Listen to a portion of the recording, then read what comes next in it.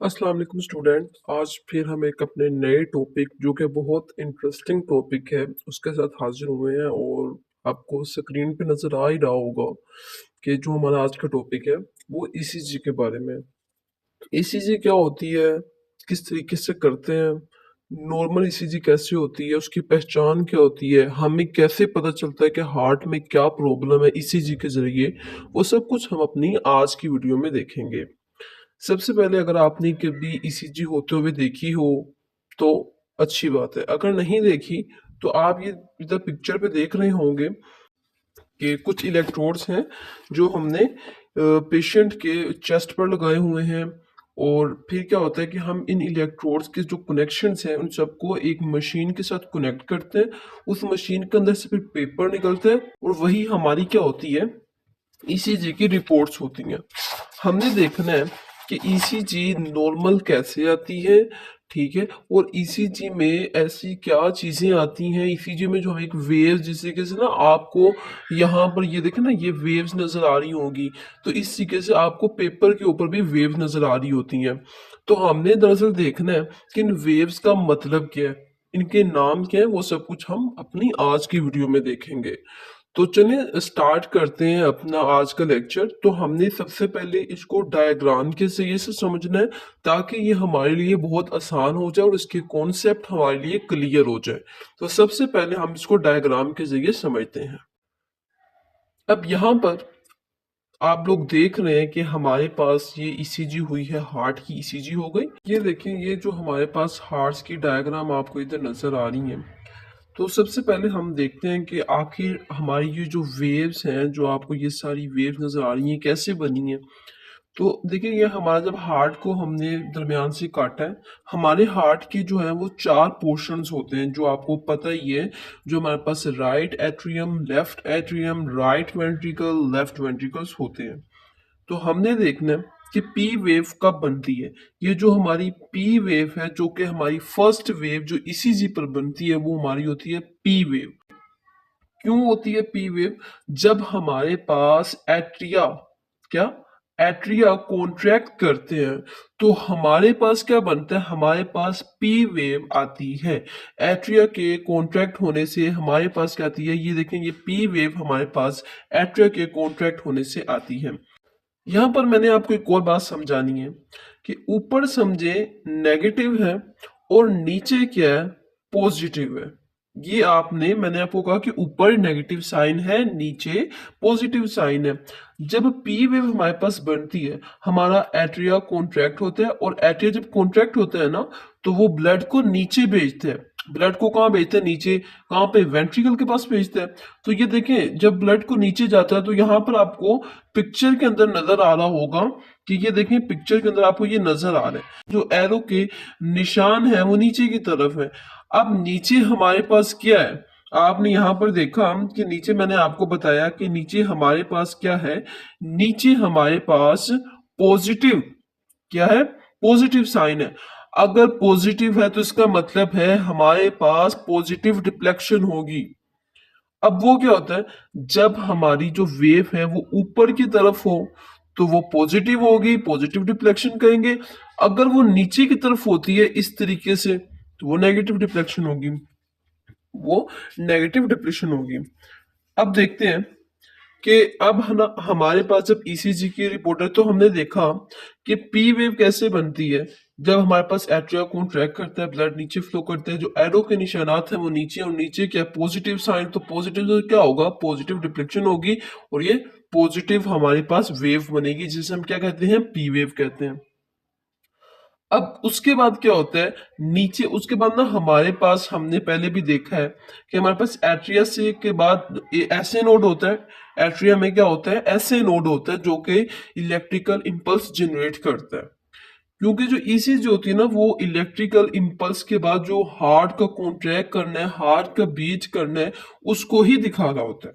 तो अब जब ऐसे नोड ने इलेक्ट्रिकल इंपल्स जनरेट की, अब ऐसे नोड के बाद आगे क्या आता है, एवी नोड। एवी नोड में आकर क्या होता है, हमने पहले अपने लेक्चर्स में पढ़ा है कि एवी नोड दरअसल क्या करता है कि इसकी स्पीड को जरा कम कर देता है, जरा स्लो डाउन कर देता है। तो जब इसकी स्पीड को स्लो करता है तो यहाँ पर आप देख रहे होंगे, यहाँ पर आपको ये स्ट्रेट लाइन नजर आ रही होगी।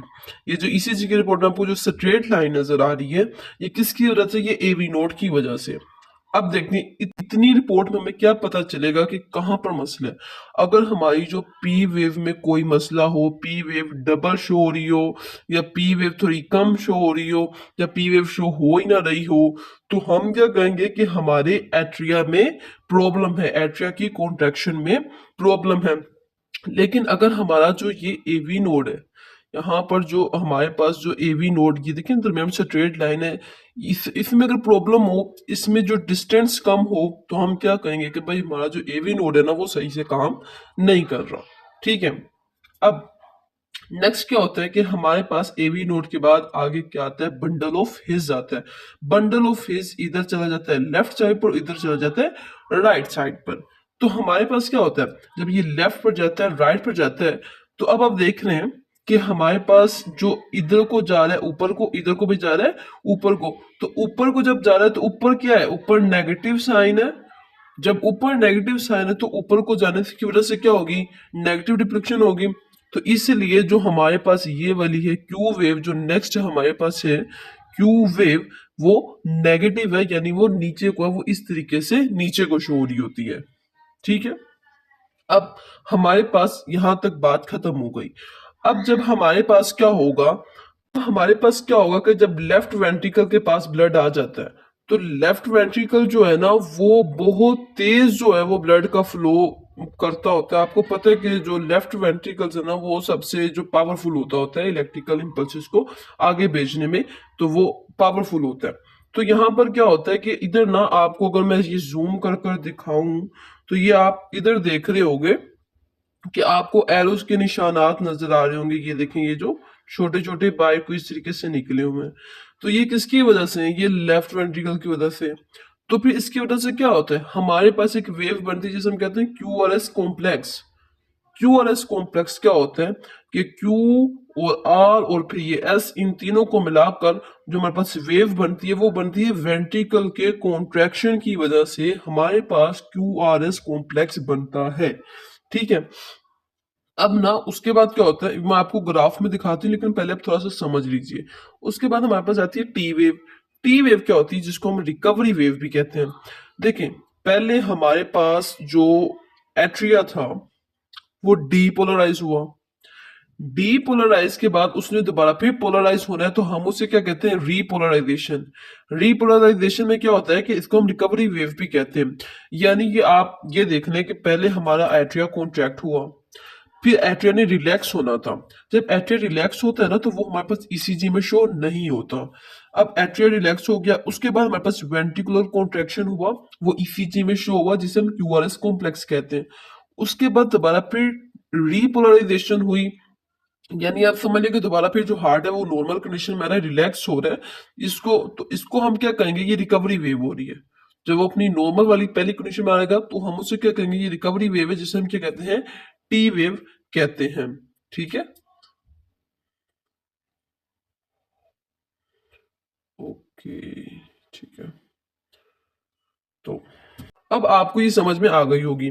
अब देखिए, जो हम क्यू आर एस कॉम्प्लेक्स कह रहे थे, ये क्यू है, ये आर है, ये एस है, ये हमारे पास क्या है, ये हमारे पास क्यू आर एस कॉम्प्लेक्स है।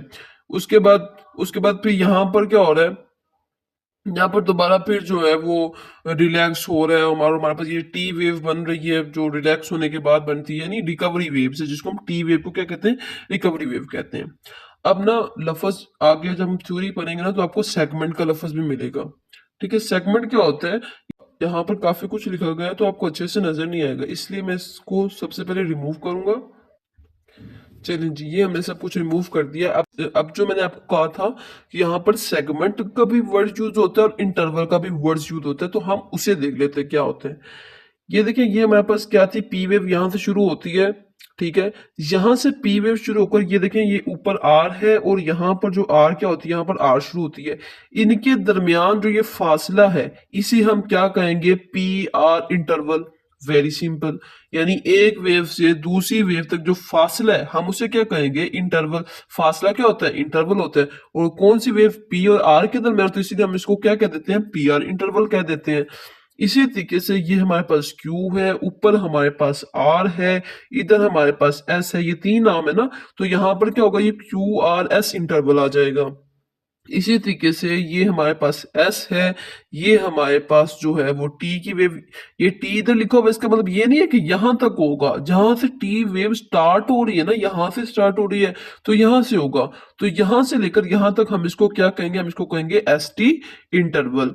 इसी तरीके से ST इंटरवल के बाद ये हमारे पास Q है, ये Q वेव जहां से स्टार्ट हो रही है, और ये T वेव जहां से स्टार्ट हो रही है, हम इसको क्या कह देते हैं, इसको हम कह देते हैं QT इंटरवल।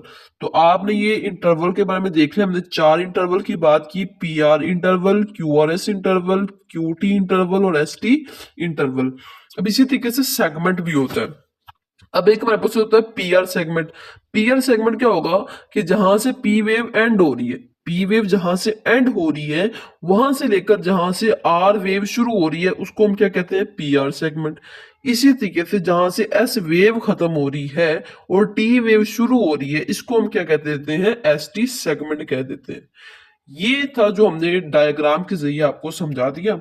अब हम इसकी थ्योरी देखेंगे, वहां पर भी कुछ इंपॉर्टेंट पॉइंट होंगे जो यहाँ पर रह गए वो हमारे वहां क्लियर हो जाएंगे। अब हम देखेंगे हमारे पास इलेक्ट्रोकार्डियोग्राफी इस समय क्या होता है। अब हमने इसको थ्योरी के तौर पर देखना है। सबसे पहले डेफिनेशन देखेंगे, कुछ इंपॉर्टेंट डेफिनेशन है। सबसे पहले इलेक्ट्रोकार्डियोग्राफी क्या होता है। Electrocardiography is the technique used to study the electrical activity of the heart. यानी कि हमारे हार्ट में जो भी इलेक्ट्रिकल एक्टिविटी हो रही है ना, उनको स्टडी करने के लिए जो टेक्निक यूज होती है ना, उस टेक्निक को हम क्या कहते हैं, इलेक्ट्रोकार्डियोग्राफी कहते हैं। यानी ऐसी टेक्निक जो हमें हार्ट की इलेक्ट्रिकल एक्टिविटी को स्टडी करने में हेल्प करती है, हम उसे इलेक्ट्रोकार्डियोग्राफी कहते हैं। अब देखें, व्हेन द हार्ट मसल का नाम क्या है, myocardium. When the heart muscle myocardium is excited, जब वो एक्साइट होते हैं तो it produce small electrical potentials, वो स्मॉल इलेक्ट्रिकल पोटेंशियल्स प्रोड्यूस करते हैं। These weak electrical current These weak electrical current travels through the body because the body act as volume conductor। तो जब हमारे पास ये एक्साइट करता है तो कुछ इलेक्ट्रिकल पोटेंशियल प्रोड्यूस हो जाती हैं, जो हमने देखा हुआ है, Na पॉजिटिव या C पॉजिटिव कैल्शियम, जो हमने सब कुछ उसको पहले देखा हुआ है, आप लेक्चर देख सकते हैं पीछे। तो क्या होता है कि स्मॉल इलेक्ट्रिकल पोटेंशियल प्रोड्यूस होते हैं। दीज वीक इलेक्ट्रिकल करंट्स, ये बहुत वीक इलेक्ट्रिकल करंट होते हैं जो ट्रेवल करते हैं through the body because the body act as a volume conductor. क्योंकि जो हमारे पास बॉडी है वो वॉल्यूम कंडक्टर के तौर पर वर्क कर रही होती है, इसलिए जो वीक इलेक्ट्रिकल करंट है वो यहाँ से पास होते हैं। अच्छा, अब these electrical signals can be detected from surface of the body। ये surface of the body से डिटेक्ट किए जा सकते हैं।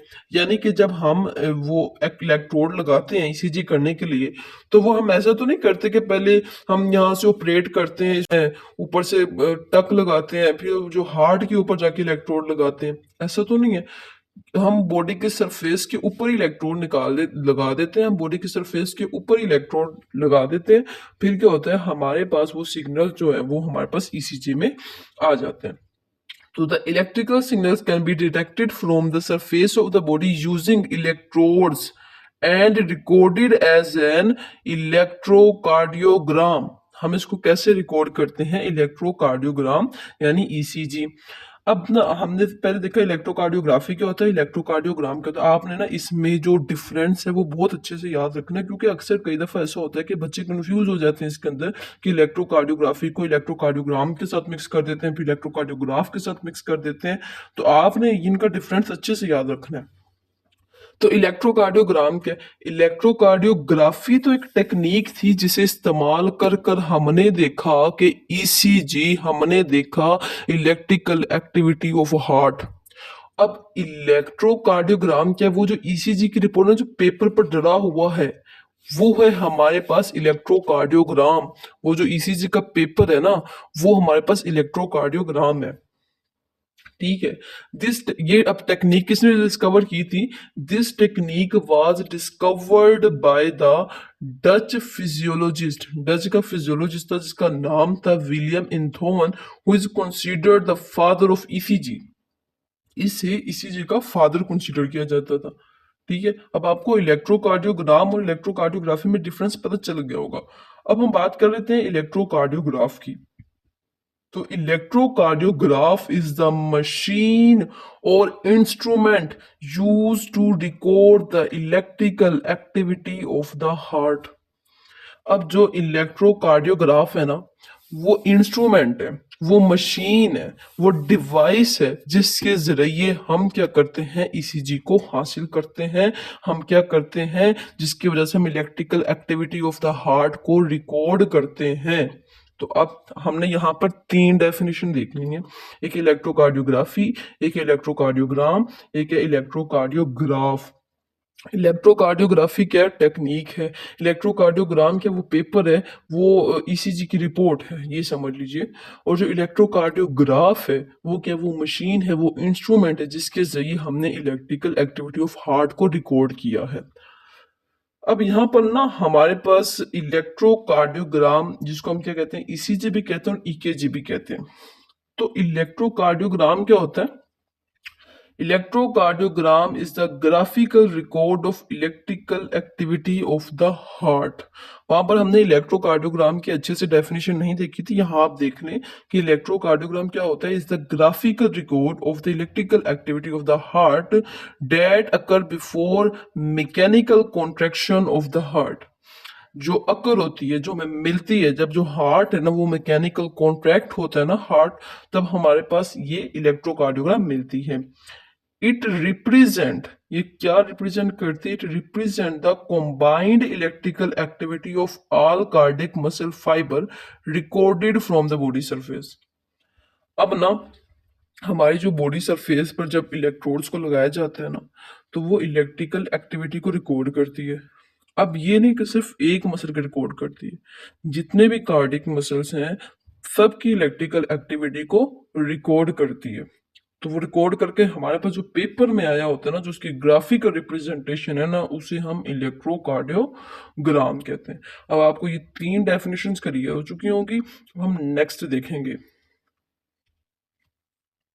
अब हमने देखना है यूजेस ऑफ ईसीजी। ईसीजी के यूजेस देखेंगे। तो ईसीजी के यूजेस क्या है? ECG is useful for detecting and diagnosing. ये डिटेक्टिंग और डायग्नोसिस के काम आती है। क्या डिटेक्ट करती है और क्या डायग्नोस करती है? हार्ट रेट को डायग्नोस करती है, हार्ट रिदम को। यानी रिदम तो आपको पता है ना, उसकी हार्ट की एक तरतीब, उसकी जो तरतीब के साथ उसका बीट करना, वो हार्ट रिदम होता है। और हार्ट रेट क्या है? वो स्पीड है जिस स्पीड के साथ जो हार्ट है वो कॉन्ट्रैक्ट रिलैक्स हो रहा है। अब एबनॉर्मल इलेक्ट्रिकल कंडक्शन, यानी अगर कोई इलेक्ट्रिकल कंडक्शन एबनॉर्मल है तो उसे भी क्या कर देता है, उसे रिकॉर्ड कर देता है। Poor blood supply to heart muscle, अगर हार्ट सप्लाई को पुअर ब्लड सप्लाई हो रही है हार्ट मसल को, तो उसे भी क्या कर देता है, रिकॉर्ड कर देता है। इसे हम क्या कहते हैं, हम इसको इस्केमिया भी कहते हैं। तो poor blood supply to heart muscle, अगर आपके हार्ट मसल को जो ब्लड की सप्लाई हो रही है वो पुअर हो रही है, वो अच्छी नहीं हो रही है, तो वो क्या हो जाता है, वो इस्केमिया हो जाता है, जिसको हम क्या कह देते हैं। और हमारे पास हार्ट अटैक को भी रिकॉर्ड करता है, कोरोनरी आर्टरी डिजीज को रिकॉर्ड करता है, इनलार्जमेंट ऑफ हार्ट चैम्बर। अगर आपकी जो हार्ट चैम्बर है वो इनलार्जमेंट हो गई है, वो लार्ज हो गई है, जिसको हम हाइपरट्रोफी भी कहते हैं, तो उसको भी रिकॉर्ड कर देता है। इलेक्ट्रोकार्डियोग्राफिक ग्रिड क्या होता है? ठीक है, यहाँ पर एक जो नई टर्म है वो क्या है, इलेक्ट्रोकार्डियोग्राफिक ग्रिड। हमने देखना है वो क्या होता है। The paper use to record ECG is called ECG paper. जो पेपर ईसीजी को रिकॉर्ड करने के लिए यूज होता है हम उसे क्या कहते हैं, ईसीजी पेपर कहते हैं। अब द ईसीजी मशीन, अब क्या है, the ECG machine amplifies electrical signal from the heart and record them on the moving ECG paper. Moving क्यों कहा गया है? क्योंकि जो पेपर है ना वो इस तरह मूव करता रहता है मशीन के अंदर, तो वो जिस तरीके से वो रिकॉर्ड हो जाता है वो बाहर को आता जाता है पेपर। ठीक है।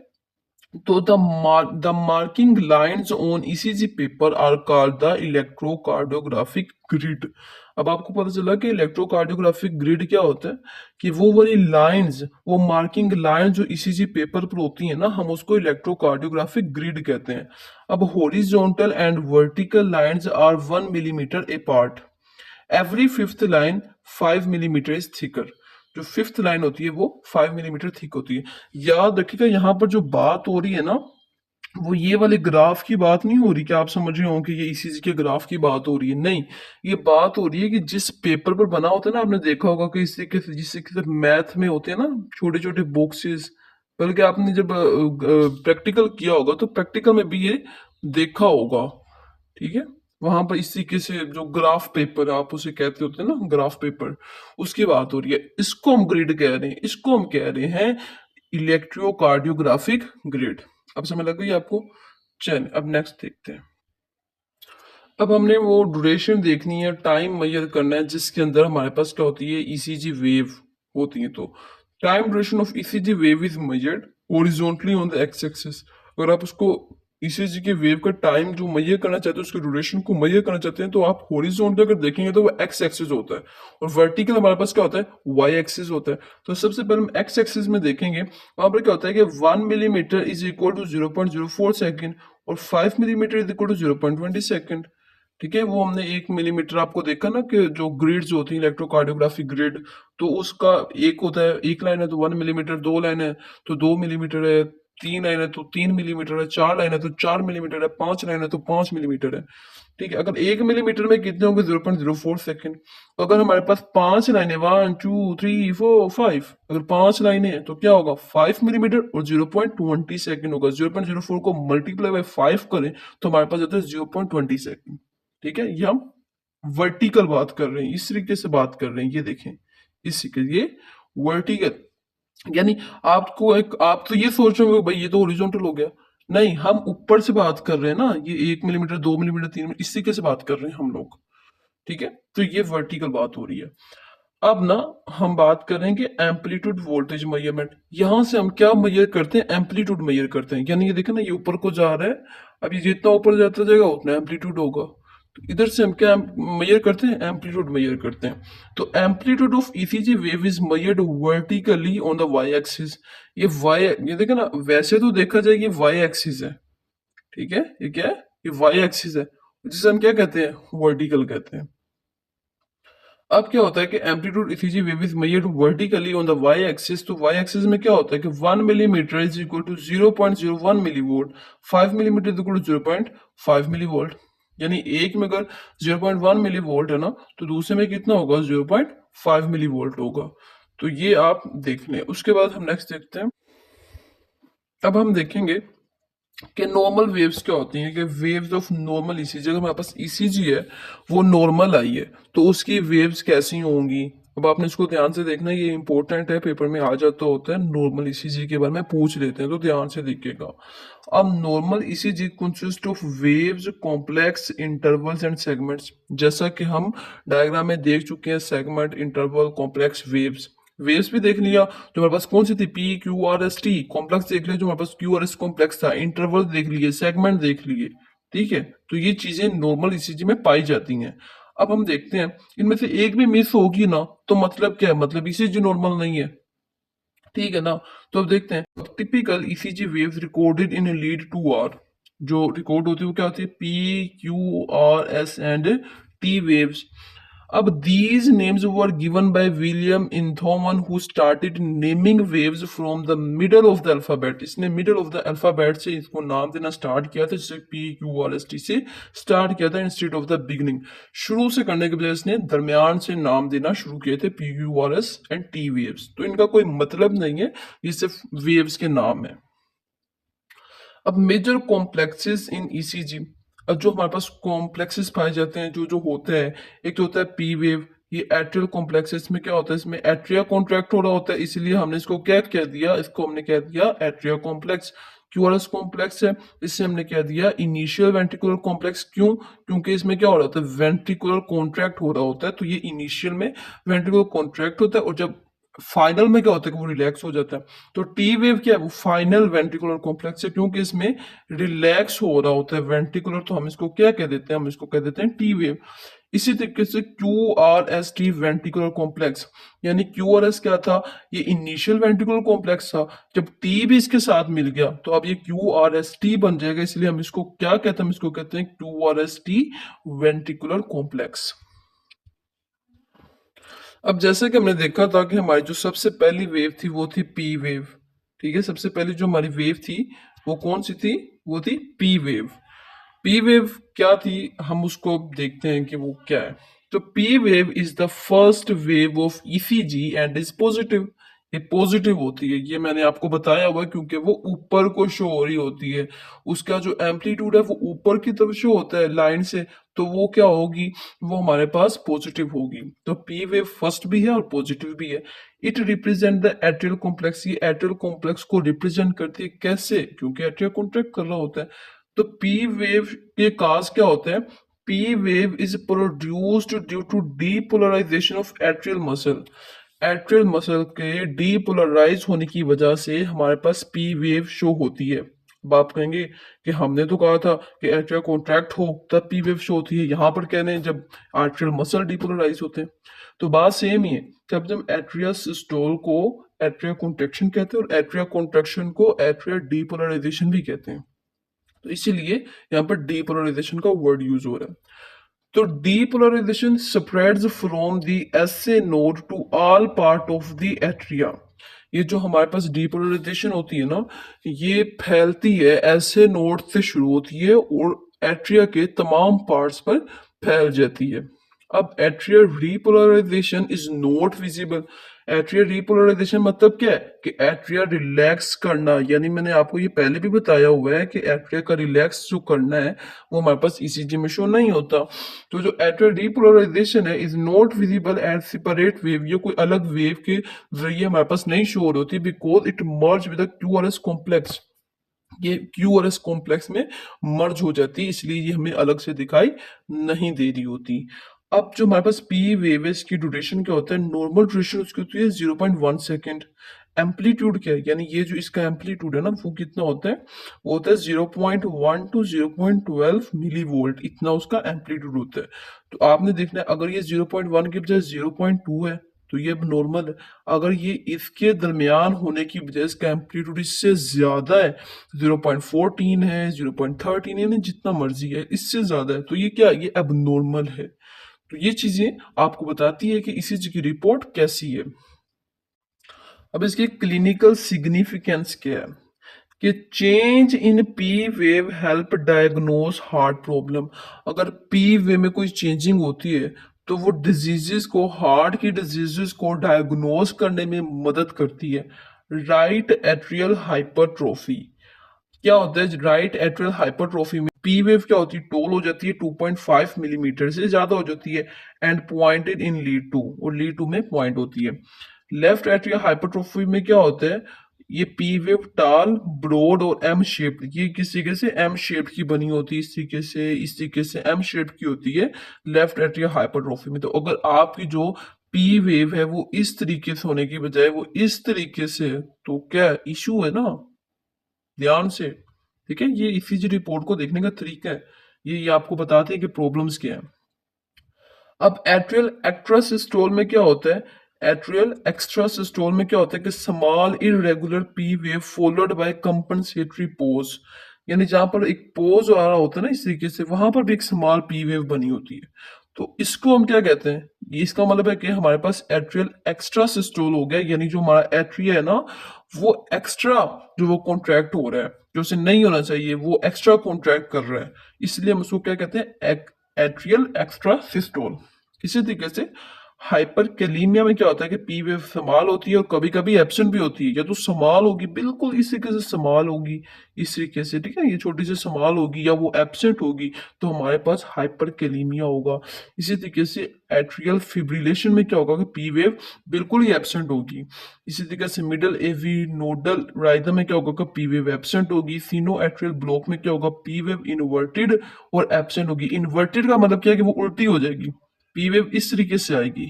तो या पी वेव इन्वर्टेड होगी या एब्सेंट होगी, तो इसका मतलब आप क्या कहेंगे पेशेंट को, भाई तुम्हें सीनो एट्रियल ब्लॉक हो चुका है आपका, हाँ ये मसला आपने इसको जल्दी से बता देना। इसी तरीके से एट्रियल पेरोक्सिमल टैकीकार्डिया में भी क्या होता है कि पी वेव हमारे पास इन्वर्टेड हो जाती है, वो पी वेव हमारे पास उल्टी हुई होती है।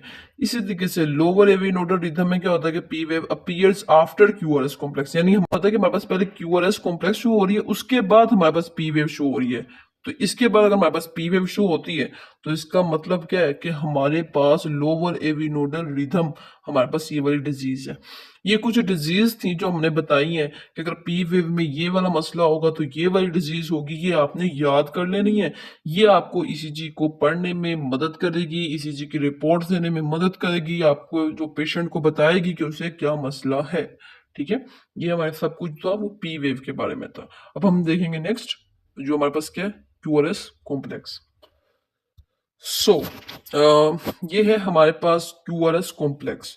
तो क्यूआरएस कॉम्प्लेक्स में क्या होगा कि QRS complex is the initial ventricular complex, यानी ये वेंट्रिकुलर का एक वेंट्रिकुलर के कॉन्ट्रैक्ट करने का इनिशियल स्टेज है।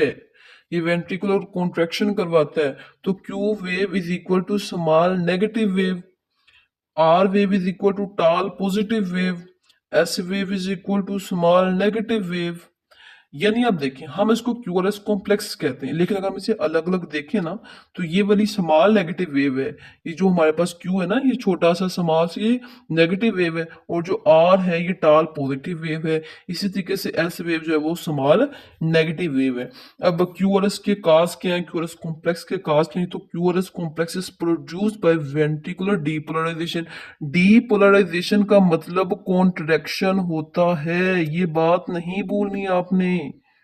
ठीक है, ये कॉन्ट्रैक्ट करना, ठीक है। अब यहाँ पर वेंट्रिकुलर कॉन्ट्रैक्ट हो रही है, इसलिए हम इसको क्या कहते हैं, वेंट्रिकुलर डीपोलराइजेशन। तो क्यूआरएस कॉम्प्लेक्स क्यों शो होती है, वेंट्रिकुलर डीपोलराइजेशन की वजह से। अब जो क्यू वेव, आर वेव और एफ वेव को हमने अलग अलग देखना है। तो Q wave depolarisation of basal intraventricular septum, septum interventricular septum के डीपोलराइज होने की वजह से क्यू वेव शो होती है। डीपोलराइजेशन ऑफ एपिकल सेप्टम, तो हमारे पास वेंट्रिकुलर एपिक्स। तो आर वेव डीपोलराइजेशन होती है एपिकल सेप्टम की और वेंट्रिकुलर एपेक्स की। जब ये डीपोलराइज होता है तो हमारे पास आर वेव शो होती है। इसी तरीके से एस वेव में क्या होता है कि डीपोलराइजेशन होती है किसकी, बेजल वेंट्रिकुलर मसल नियर एवी रिंग, जो एवी रिंग के करीब पाया जाता है ना बेजल वेंट्रिकुलर मसल, वो डीपोलराइज होता है तो हमारे पास एस वेव बनती है।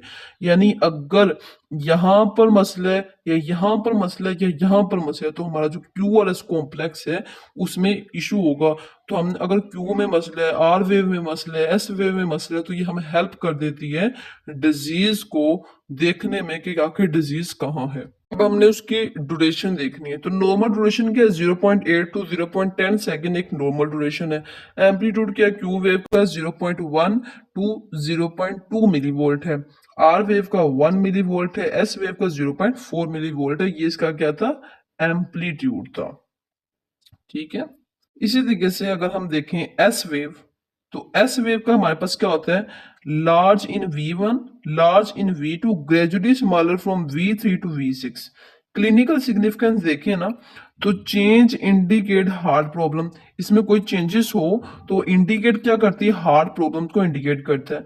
Bundle branch block, QRS prolonged और डीफॉर्म्ड, हाइपरकैलिमिया, क्यूआरएस प्रोलॉन्ग्ड। यानी अगर हमारे पास क्या होता है कि अगर हमारे पास बंडल ब्रांच ब्लॉक होता है ना तो हमारे पास क्यूआरएस प्रोलॉन्ग्ड होता है और डीफॉर्म्ड होता है। यानी जो हमारे पास क्यूआरएस है ना ये वाला, ये क्या होता है, ये बहुत लंबा हो जाएगा, और अगर लंबा नहीं है ना तो ये डीफॉर्म्ड हुआ होगा। इसी केस को डीफॉर्म्ड कुछ भी हो सकता है, तो हमारे पास बंडल ब्रांच ब्लॉक होगी।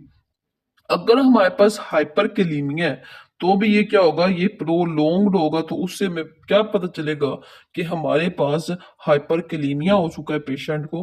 तो इस तरीके से हम जो वेव्स के अंदर अगर जो तब्दीलियां आती हैं ना उससे हम डिजीज को देख सकते हैं कि आखिर क्या प्रॉब्लम है।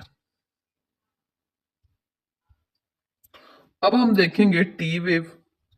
तो टी वेव क्या होती है, तो टी वेव में क्या होता है, T wave is the final ventricular complex and usually positive. ये क्या होती है हमेशा, तो हमेशा नहीं लेकिन आमतौर पर ये पॉजिटिव रहती है। तो इसके काज क्या है? T wave is produce by ventricular repolarisation.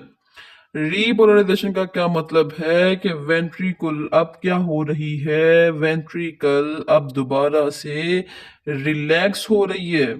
जब ये रिलैक्स होती है तो हमारे पास टी वेव बनती है। तो जब टी वेव बनेगी तो हम इसको क्या कहेंगे कि वेंट्रिकुलर रिपोलराइजेशन हो रही है। इसकी ड्यूरेशन क्या, नॉर्मल ड्यूरेशन इसकी 0.2 सेकंड है। एम्पलीट्यूड इसका जो नॉर्मल है वो 0.3 मिली वोल्ट है। तो अगर इसमें तब्दीली आई तो फिर समझ लीजिएगा काम तो भाई खराब है। ठीक है, काम खराब होगा, डिजीज होगी। तो देखते हैं क्या डिजीज होगी अगर इसमें थोड़ी सी भी चेंजिंग आती है, तो हमारे पास क्या क्या डिजीज हो सकती है। हाँ, तो अगर टी वेव में थोड़ी सी तब्दीली होती है ना, तो हमारे पास क्या होता है। ठीक है, तो एक्यूट मायोकार्डियल इस्केमिया होगा जिसे हम हाइपर एक्यूट भी कहते हैं। इसमें क्या होता है कि टी वेव टाल हो जाती है और ब्रॉड हो जाती है, यानी इस ये हमारे पास ना टी वेव नॉर्मल इस तरीके से होगी। लेकिन जब हमारे पास ये वाली डिजीज होगी ना, तो वो थोड़ी सी टाल भी हो जाएगी और ब्रॉड भी हो जाएगी, यानी खुली भी होगी, बड़ी भी होगी, टाल भी हो गई है। तो क्या होता है कि old age hyper ventilation anxiety, myocardial infarction, LV hypertrophy, pericarditis, T, तो ये होता है। तो इसमें क्या होता है कि टी वेव समाल हो जाती है, फ्लैट हो जाती है और इन्वर्टेड हो सकती है। या तो वो समाल हो जाएगी या वो फ्लैट हो जाएगी, यानी फ्लैट में भी इस तरह हो जाएगी, सीधी हो जाएगी। तो या क्या होगा, वो इन्वर्टेड हो जाएगी, इस तरीके से उल्टी हो जाएगी। तो ये तीन केसेस हो सकते हैं। तो हमारे पास ना हाइपोकेलीमिया और हाइपरकेलीमिया है। याद रखेगा, एक हाइपो और एक हाइपर है। हाइपो में क्या होता है, हाइपो का मतलब क्या होता है, थोड़ा छोटा। तो इसमें क्या होगा, टी वे भी छोटी हो जाएगी, स्मॉल हो जाएगी, फ्लैट हो जाएगी या फिर उल्टी हो जाएगी, इन्वर्टेड हो जाएगी। इसी तरीके से हाइपरकेलीमिया में क्या होगा कि टी वेव टाल हो जाएगी या टेंटेड हो जाएगी। अब हमने यू वेव देखनी। तो यू वेव क्या होती है, you wave is not always present. ये हमेशा नहीं प्रेजेंट होती और यूजुअली इनसिग्निफिकेंट होती है। It is believe to occur due to repolarisation of papillary muscle. ये हमेशा जो है वो अकर नहीं होती है, कभी कभी अकर होती है और ये पेपिलरी मसल की वजह से होती है। इसकी क्लिनिकल सिग्निफिकेंस है, you wave appear in hyper calcaemia.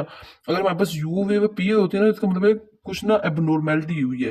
या तो हाइपरकैल्सीमिया में ये अपीयर होती है, या हमारे पास थायराइड टॉक्सिकोसिस हो तब यू वेव अपीयर होती है, या हमारे पास हाइपोकेलीमिया हो वेरी प्रोमिनेंट। अगर आपको हाइपोकेलीमिया ना, तो वहां पर यू वेव बहुत ज्यादा आपको नजर आएगी, वेरी प्रोमिनेंट होगी यू वेव जब आपको हाइपोकेलीमिया है। तो in myocardial ischaemia U wave become inverted. इसमें यू वेव क्या होगी, वो इन्वर्टेड हो जाएगी। इस्केमिया में कौन सा, मायोकार्डियल इस्केमिया में यू वेव क्या होगा, इन्वर्टेड हो जाएगी। अब हमने देखना है इंटरवल एंड सेगमेंट क्या, जो हम पहले भी देख चुके हैं। ठीक है, तो हम उसको दोबारा देखेंगे कि इंटरवल एंड सेगमेंट क्या होते हैं। तो पी आर इंटरवल हमने देखा कि जो पी से लेकर आर के दरमियान था वो पी आर इंटरवल था। तो P R interval is the time between start of P wave and start of Q wave. Start of P wave और स्टार्ट ऑफ क्यू वेव के दरमियान जो होता है उसको हम क्या कहते हैं, पी आर इंटरवल। तो इट रिप्रेजेंट, ये क्या रिप्रेजेंट करता है, एट्रियल डीपोलराइजेशन को रिप्रेजेंट करता है। कंडक्शन थ्रू एवी नोड से कंडक्शन करता है। It show the time taken for impulse to travel from S A node to ventricle. ये हमें क्या शो कर रहा होता है, पी आर इंटरवल हमें ईसीजी में ये शो कर रहा होता है कि वो वाला टाइम शो कर रहा होता है जब ऐसे नोड क्या करती है, इंपल्स को ट्रेवल करती है एट्रिया से वेंट्रिकल तक। तो अगर वो लॉन्ग हो जाए हमारे पास पी आर इंटरवल, तो हमें पता चलता है कि इसमें कोई ना कोई प्रॉब्लम है, कुछ ना कुछ एबनॉर्मेलिटीज है। या शॉर्ट हो जाए तो भी हमें एबनॉर्मेलिटीज के बारे में बताती है। तो ये टाइम ड्यूरेशन है जो हमारे पास ऐसे नोड लेता है कंडक्शन ट्रेवल करने के लिए, इंपल्स को ट्रेवल कराने के लिए एट्रिया से वेंट्रिकल तक। तो after P wave there is short isoelectric period. P wave के बाद ना एक शॉर्ट सा आइजो इलेक्ट्रिक पीरियड होता है which represent conduction through the AV node. मैंने आपको दिखाया था ना, जो हमारे पास ये पी वेव थी उसके बाद भी एक शॉर्ट था इंटरवल था, तो मैंने आपको बताया था ये एवी नोड का बताता है। तो मैंने आपको बताया था, अगर आपको नहीं याद तो आप पीछे जाके दोबारा देख लें। तो ये हमारे पास एवी नोड के बारे में बताता है। तो इसकी ड्यूरेशन क्या होती है, नॉर्मल 0.12 टू 0.20 सेकंड होती है और एवरेज अगर देखना हो तो 0.18 सेकंड होती है। अब if P R interval 0.2 second से बड़ा हो जाए, अगर पी आर इंटरवल 0.2 सेकंड से बड़ा हो जाए तो इसका मतलब क्या है कि कंडक्शन डिले हो रही है, एवी नोडल डिले हो रहा है। तो ये हमें बताता है कि एवी नोड जो अच्छे से काम नहीं कर रहा, एवी नोड का डिले भर चुका है। ठीक है, वो ज्यादा लंबे तक, जो ज्यादा लंबे अरसे तक ना वो डिले कर रहा है, तो हमें पता चल जाता है इससे। तो अगर 0.2 सेकंड तो है, उससे अगर छोटा हो जाए तो फिर भी हमें पता चल जाता है। बस कि क्लिनिकल सिग्निफिकेंस देखना है। क्लिनिकल सिग्निफिकेंस में क्या है कि अगर हमारे पास जो पीयर इंटरवल प्रोलॉन्ग हो जाता है तो क्या होगा? अगर हमारे पास पीयर इंटरवल जो है वो शॉर्ट हो जाता है तब क्या होगा? जब ये प्रोलॉन्ग यानी ये लंबा हो जाएगा, पीयर इंटरवल ज़्यादा हो जाएगा, तो हमारे पास जो-जो उनसी डिज़ीज़ हो सकती है, वो हमारे पास है ब्रेडी कार्डिया हो सकता है, फर्स्ट डिग्री हार्ट ब्लॉक हो सकता है। और पीयर अगर इंटरवल हमारे पास शॉर्ट हो जाए तो हमारे पास क्या हो सकता है? टैकीकार्डिया हो सकता है, वोल्फ पार्किंसन व्हाइट सिंड्रोम हो सकता है, लोन गैनोंग लिवाइन सिंड्रोम हो सकता है, और डकीन मस्कुलर डिस्ट्रोफी हो सकता है, और टाइप 2 ग्लाइकोजन स्टोरेज डिजीज हो सकती हैं। तो इसके शॉर्ट और लॉन्ग होने से हमें ये डिजीज हो सकती हैं। अब हम देखेंगे क्यूटी इंटरवल। तो क्यूटी इंटरवल हमारे पास क्या है कि अगर QT interval is the time between, ये टाइम है स्टार्ट ऑफ क्यू वेव से लेकर एंड ऑफ टी वेव के दरमियान को जो टाइम है हम उसे क्या कहते हैं? QT interval. तो it represent ventricular depolarisation and repolarisation. ये क्या रिप्रेजेंट करते हैं? ये रिप्रेजेंट करता है वेंट्रिकुलर डीपोलराइजेशन को भी और रीपोलराइजेशन से। क्यों ये दोनों को क्यों रिप्रेजेंट करता है? क्योंकि हमारे पास था क्यू आर एस कॉम्प्लेक्स, तो इसमें क्या था? इसमें था डीपोलराइजेशन। तो जो टी में क्या था? इसमें रीपोलराइजेशन था। तो ये क्यू से लेकर टी तक की वेव है, इसीलिए ये क्यू से लेकर टी के ये क्यू से लेकर टी तक का टाइम है, तो इसीलिए इसमें क्या होता है? दोनों होती है, ventricular depolarisation and ventricular repolarisation दोनों को रिप्रेजेंट करता है। इसकी ड्यूरेशन क्या है? इसकी नॉर्मल ड्यूरेशन हमारे पास 0.4 टू 0.42 सेकेंड है। अगर इसके हम क्लिनिकल सिग्निफिकेंस देखें, अगर हमारे पास क्यूटी प्रोलॉन्ग हो जाता है तो हमारे पास लॉन्ग क्यूटी सिंड्रोम हो सकता है, मायोकार्डियल इन्फार्क्शन हो सकता है, मायोकार्डाइटिस हो सकता है, हाइपोकैल्सीमिया हो सकता है, हाइपोथ्रोइडिज्म हो सकता है। लेकिन अगर हमारे पास जो क्यू टी है वो क्या हो? वो शॉर्ट हो जाए तो हमारे पास क्या होगा? हमारे पास शॉर्ट क्यूटी सिंड्रोम हो सकता है और हाइपर कैल्सीमिया हो सकता है। तो इस तरीके से हम ईसीजी में हम इसकी जो टाइम को देखकर क्यूटी जो इंटरवल को देखकर हम इन डिजीजेस का पता भी लगा सकते हैं। अब हमारे पास जो अब next S T segment. S T segment क्या है कि S T segment is the time between end of F wave and start of T wave के जो दरमियान का टाइम है हम उसे कहते हैं एस टी सेगमेंट। तो it is an isoelectric period. ये क्या है? ये आइजो इलेक्ट्रिक पीरियड है। The point where S T segment begin is called the J point. J point हमारे पास क्या होता है? The point where S T segment begin is called the J point. इसकी ड्यूरेशन क्या है? नॉर्मल 0.08 सेकेंड्स की है। हम इसकी क्लिनिकल सिग्निफिकेंस देखें तो अगर एस टी में एलिवेशन हो जाए, कोई तब्दीली हो जाए, तो क्या होता है? हमारे पास जो प्रॉब्लम्स हमें देखनी पड़ सकती हैं वो है एंटीरियर मायोकार्डियल इन्फार्क्शन हो सकता है, इन्फीरियर मायोकार्डियल इन्फार्क्शन हो सकता है। एक तो एंटीरियर मायोकार्डियल इन्फार्क्शन और एक इन्फीरियर मायोकार्डियल इन्फार्क्शन। और लेफ्ट बंडल ब्रांच ब्लॉक हो सकता है, एक्यूट पेरिकार्डाइटिस हो सकता है, और हमारे पास एथलेटिस भी हो सकती है अगर हमारे पास एस टी एलिवेशन हो जाए तो। अगर हमारे पास एस टी डिप्रेशन हो जाए तो क्या होगा? अगर हमारे पास देखें, एस टी एलिवेशन का मतलब ये है कि वो इस तरीके से हो, और एस टी डिप्रेशन का मतलब है कि वो नीचे को हो जाए, इस तरीके से हो जाए। तो हमारे पास अब एस टी डिप्रेशन होगा, हमने एस टी एलिवेशन का देख लिया कि तब हमें अगर हमारी एस टी एलिवेशन हो जाए तो कौन सी डिजीज हो सकती हैं। लेकिन जब हमारे पास एस टी डिप्रेशन होगा तो हमारे पास क्या डिजीज होगी? हमारे पास एक्यूट मायोकार्डियल इस्केमिया हो सकता है, पोस्टेरियर मायोकार्डियल इन्फार्क्शन हो सकता है, वेंट्रिकुलर हाइपरट्रोफी हो सकता है, हाइपोकैलीमिया हो सकता है। अगर एसटी हमारे पास प्रोलॉन्ग्ड हो जाए, अगर वो लंबा हो जाए तो हमारे पास क्या होगा? हाइपोकैल्सीमिया हो सकता है। अगर हमारे पास एसटी शॉर्ट एंड हो जाए, छोटा हो जाए, तो हमारे पास क्या होगा? हाइपरकैल्सीमिया होगा। अगर लंबा हो जाता है तो हाइपोकैल्सीमिया, अगर वो शॉर्ट हो जाता है तो हमारे पास हाइपरकैल्सीमिया। अब जो हमारा नेक्स्ट है वो है आर आर इंटरवल। तो आर आर इंटरवल क्या है कि R R interval is the time between two consecutive R wave. एक आर वेव से लेकर दूसरी आर वेव तक का जो डिस्टेंस है उसको हम क्या कहते हैं? R R interval. इसकी सिग्निफिकेंस क्या? It represent the duration of one cardiac cycle. यानी एक कार्डियक साइकिल से दूसरे कार्डियक साइकिल के दरमियान का जो डिस्टेंस है उसको रिप्रेजेंट करने के लिए हमारे पास आर आर इंटरवल होता है। तो इसकी जो ड्यूरेशन है, normal duration R R interval की कितनी है? 0.8 सेकेंड।